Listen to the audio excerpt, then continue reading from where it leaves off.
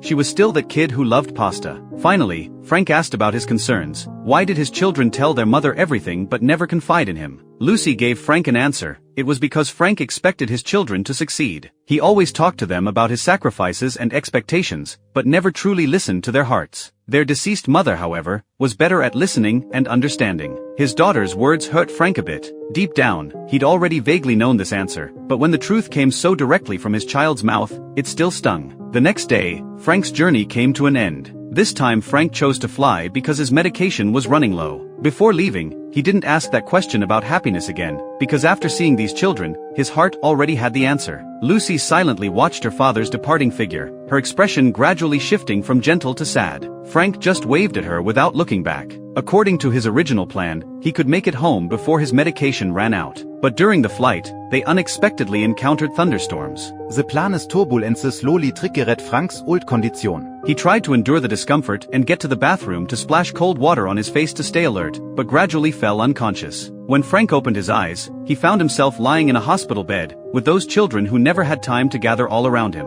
But David still hadn't appeared. Frank wanted to know where David was. Under his persistent questioning, his eldest daughter finally told him the truth. David had been unhappy all these years. He always wanted to make his father proud. The pressure of reality and their mother's death had kept David in a state of depression. Eventually, he broke down and took his own life.